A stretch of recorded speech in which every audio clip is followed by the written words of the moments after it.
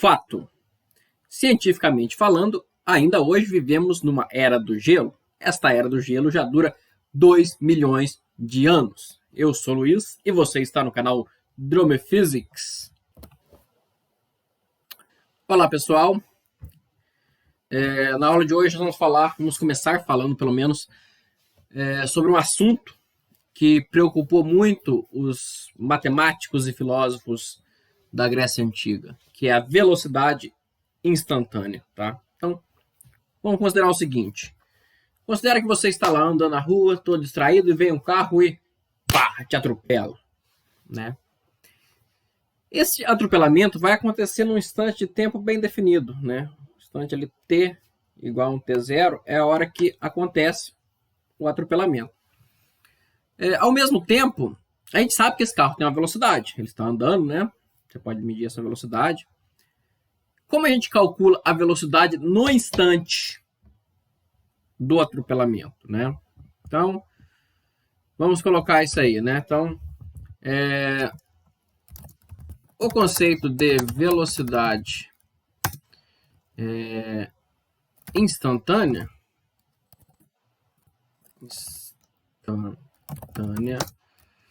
preocupou os filósofos da antiguidade, pois como calcular a velocidade, que é uma razão entre intervalos, né? Porque você tem o deslocamento, que é um R2 menos um R1, então é um intervalo de distância. Então, como calcular a velocidade, que é uma razão entre intervalos, num instante específico, né? Num instante específico, né? Vamos colocar isso aqui, né? Então esse é o conceito de velocidade específica, né? De velocidade instantânea, né? Vamos lá, vamos escrever aqui, né? Por quê? A velocidade é o ΔR sobre ΔT, né? O vetor ΔR sobre um ΔT, né? Então, num instante específico, o que vai acontecer? Esse ΔT vai tender a zero, né? É isso que está acontecendo. Então, se o ΔT tende a zero, né? Se o tempo passou é zero, então o tanto que ele andou também vai ser zero. Então, essa velocidade vai ser zero sobre zero, né? Então, daria um certo problema, né? Por isso, os filósofos das antiguidades não conseguiram resolver, né? Então, coube a Newton, né? Então, coube a Newton com o invento do cálculo diferencial, definir de maneira precisa o que é a velocidade instantânea, né? Então, somente com Newton e com o advento do cálculo diferencial, a gente conseguiu, né, entender o que é a velocidade instantânea. O que é a velocidade instantânea, né? Isso aqui é a velocidade média, primeira coisa, né? Vamos botar assim. Bota igual aqui. E a gente apaga ali. A gente apaga aquele igual que está no meio, né?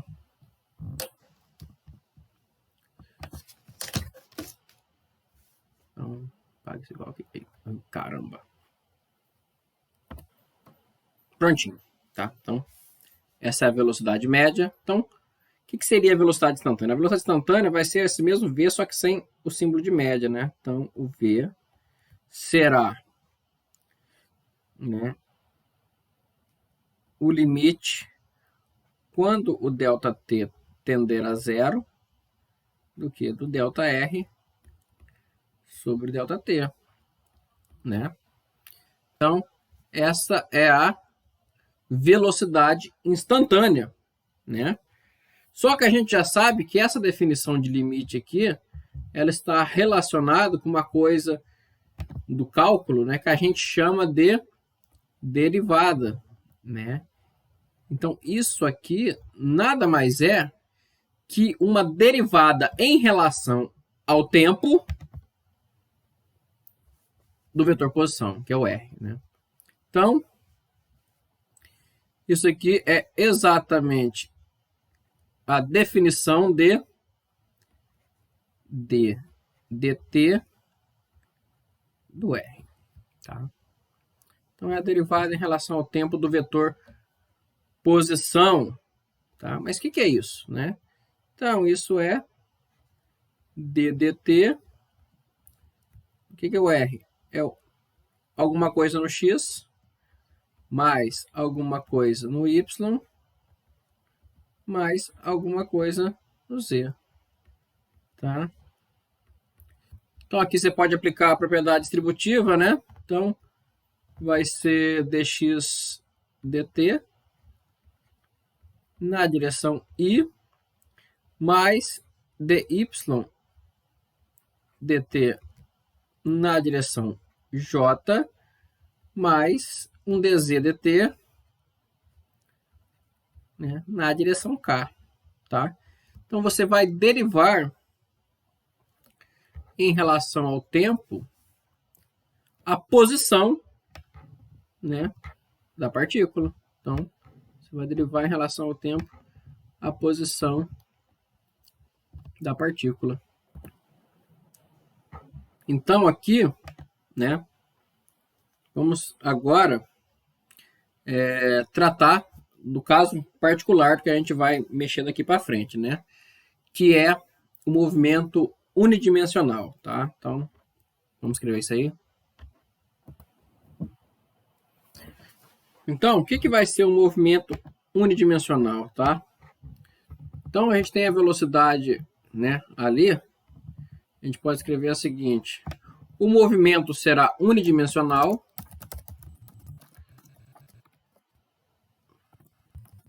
se duas das três componentes da velocidade forem identicamente nulas. Tá? Então, você tem três componentes, x, y e z, né? Se duas dessas três componentes forem zero, sempre, tá? Tem que ser identicamente nulas por causa disso.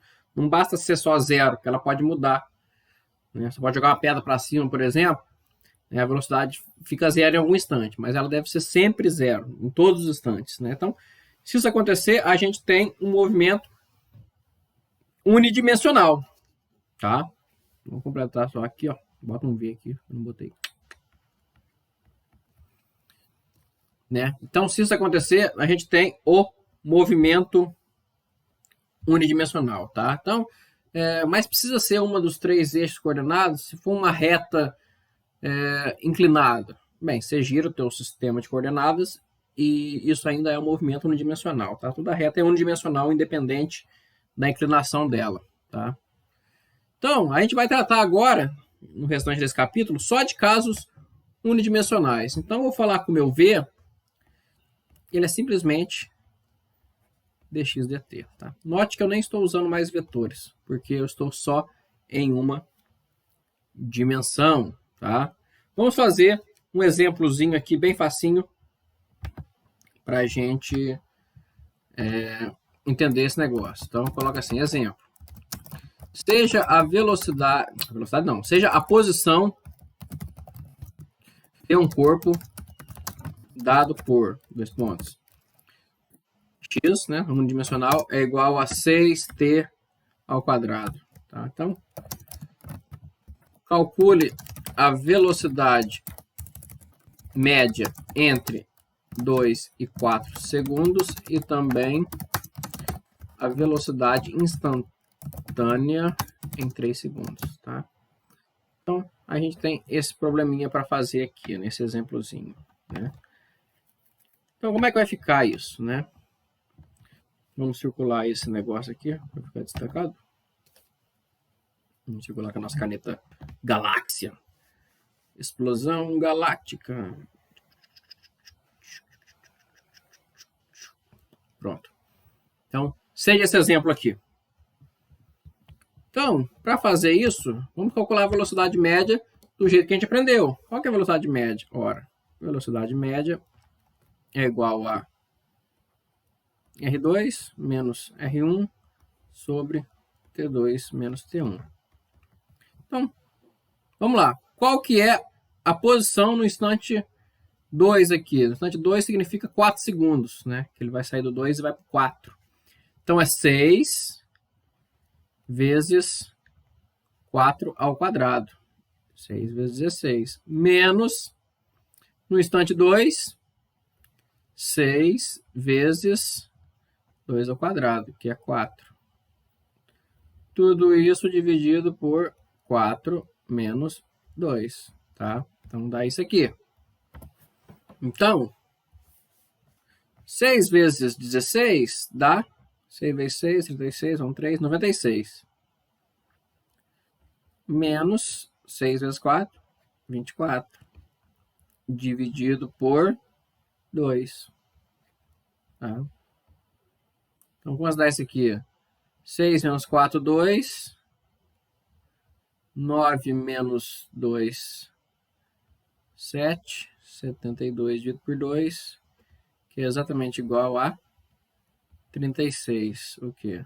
Metros por segundo. Porque, como eu disse, a menos que não esteja explícito, nós estamos sempre no SI. Tá? Então, a resposta da velocidade média é essa aqui, né? E qual seria a minha velocidade instantânea, né?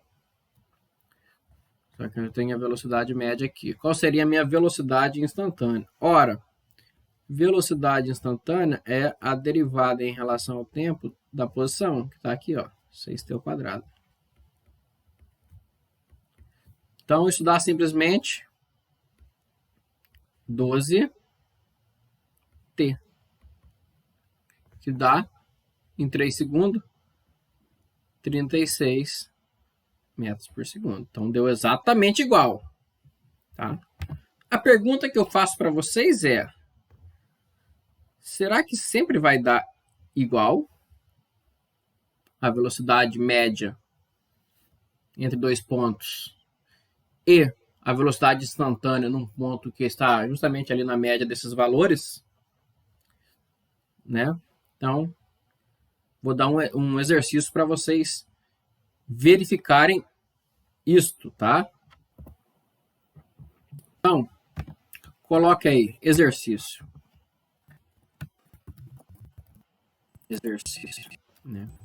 Seja uma partícula cuja posição é dada por x igual a 4t elevado ao cubo, tá?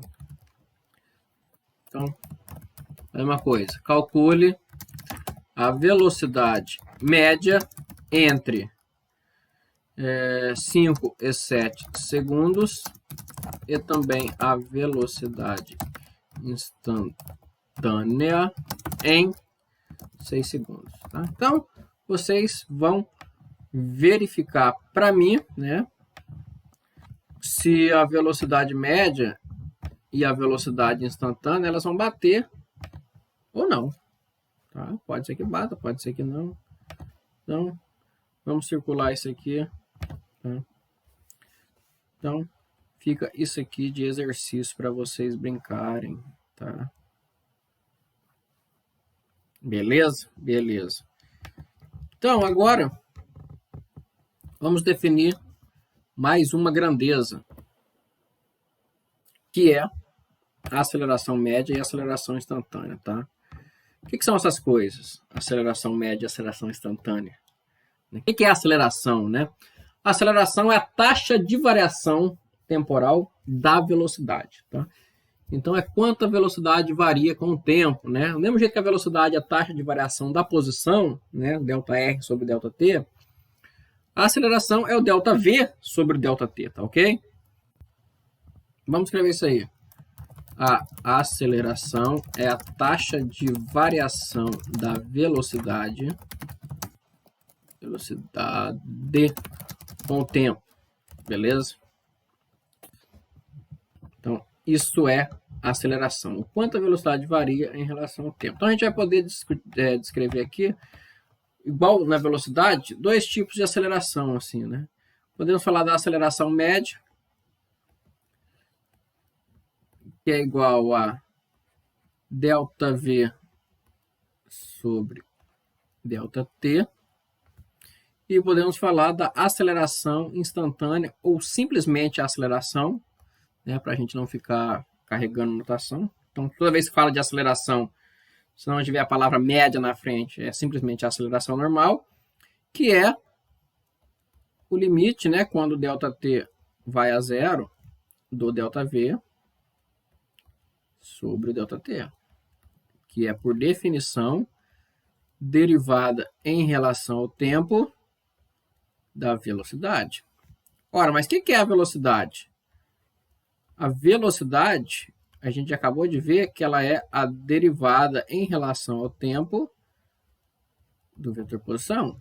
Então, a aceleração é, na verdade, a derivada segunda em relação ao tempo, tá, do vetor posição. Beleza? Então, vamos, né, circular isso aqui, né? A aceleração, que é a derivada da velocidade. Opa. Vamos fazer o seguinte, vamos usar nosso marca-texto. A aceleração, que é a derivada da velocidade, ela também é, ao mesmo tempo, a derivada segunda do vetor posição. Beleza? Isso é muito importante, né? Depois isso vai ter profundas implicações quando você lembrar que força é igual a massa vezes aceleração.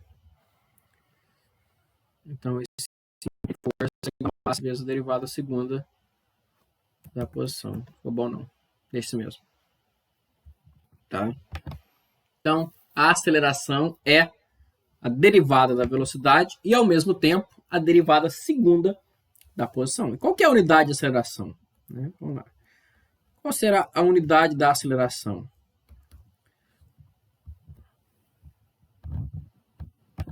Ora, o que é a aceleração? Está aqui, né? A unidade de ΔV sobre ΔT. Agora, qual que é a unidade de ΔV? Metro segundo. Qual que é a unidade de T? Segundo. Então, é metro por segundo, e a gente chama isso aqui de metro por segundo ao quadrado, tá? Então, esse nome metro por segundo ao quadrado, ele pode ser meio enganoso, ele não diz muito bem o que significa uma aceleração de 10 metros por segundo ao quadrado.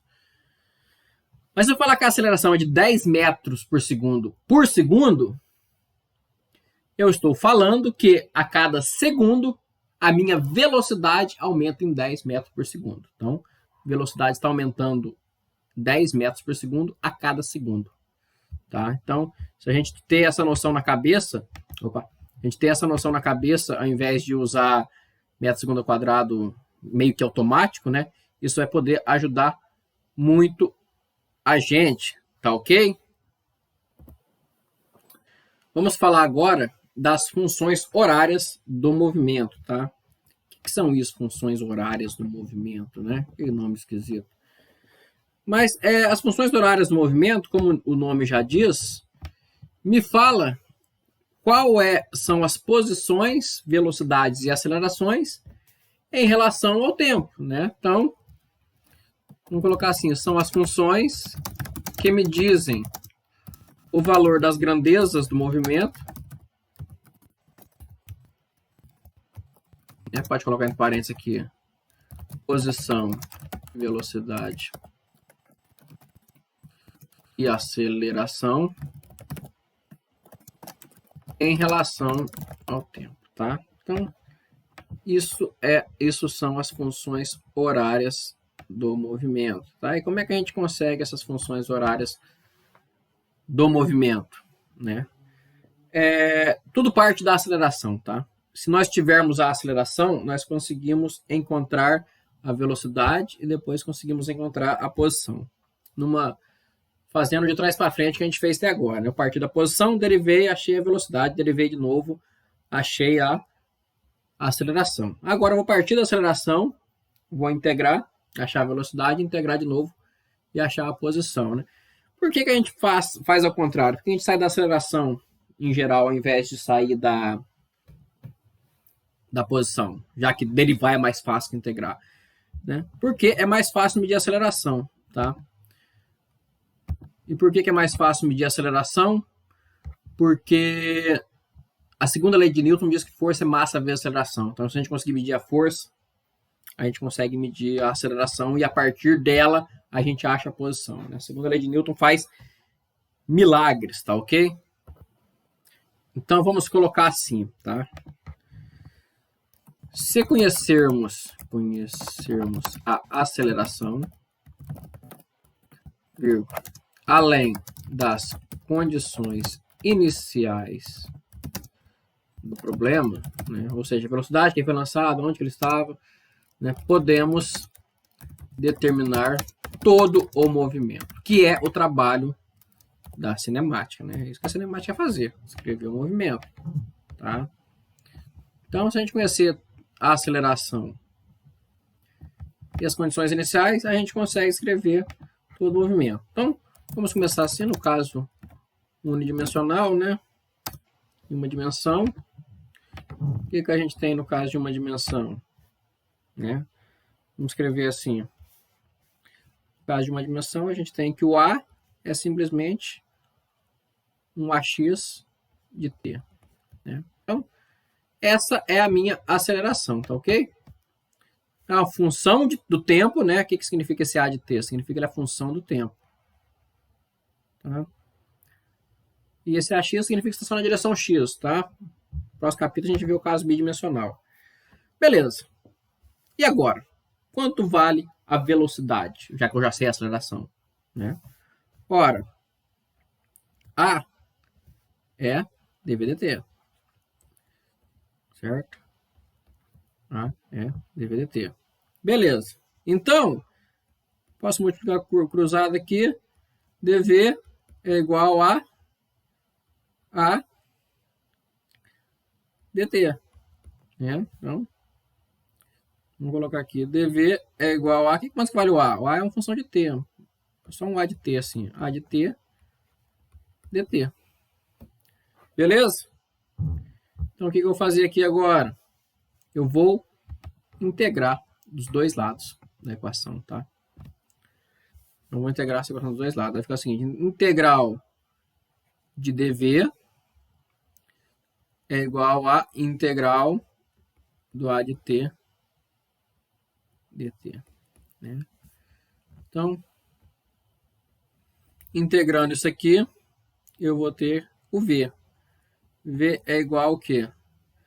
Essa integral aqui, que eu não vou poder resolver ela explicitamente, que eu não sei como é que vale essa função, né? A integral de A de t dt, mais uma constante de integração. Né? Essa constante de integração, por coerência dimensional, deve ter dimensão de velocidade. Então, eu obtenho essa expressão aqui.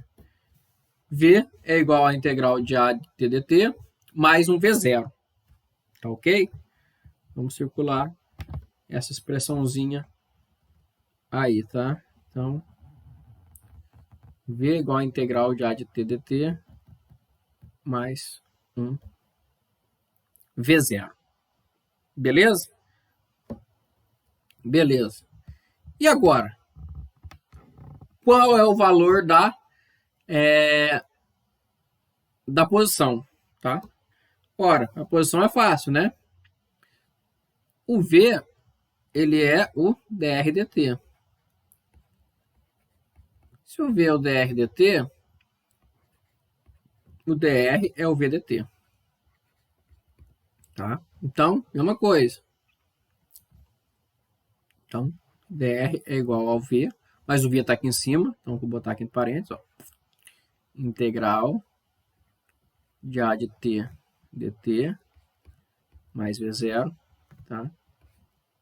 dt. E agora vou integrar de novo. Vou até trocar de cor aqui, fica claro isso. Então, agora integra de novo dos dois lados. Integra aqui e integra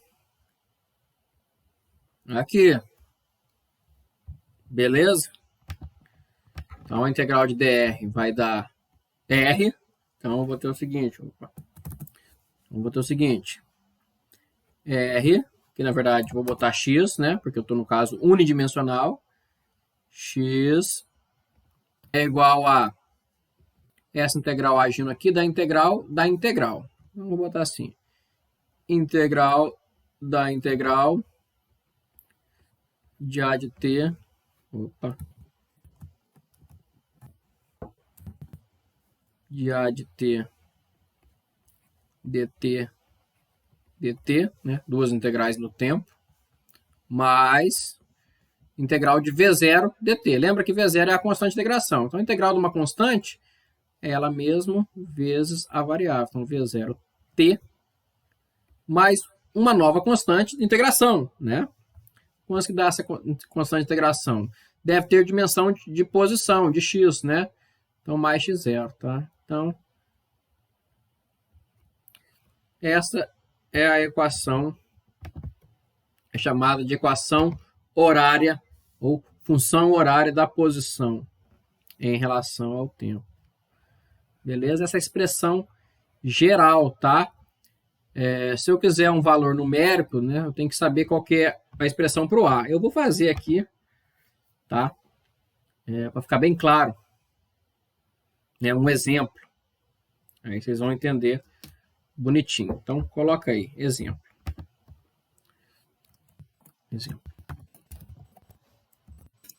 Seja a aceleração A igual a 6t ao quadrado. Igual dei aquela hora, 6t ao quadrado. Seja A igual a 6t ao quadrado.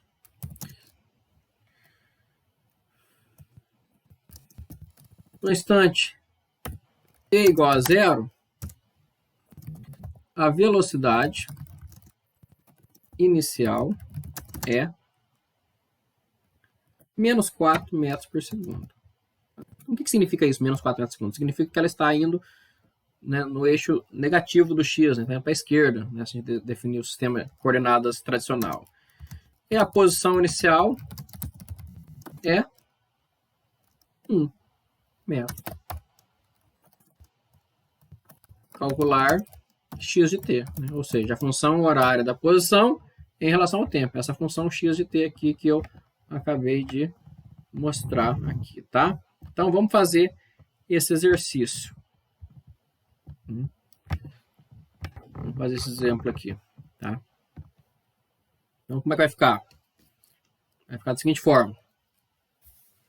V é igual a integral de a de t. A de t dt. Mais V0, né? Então, V é igual a integral de 6t ao quadrado dt mais V0. Então, isso aqui vai dar mais 1 aqui, dá 3 sobre 3. Então, fica 2t ao cubo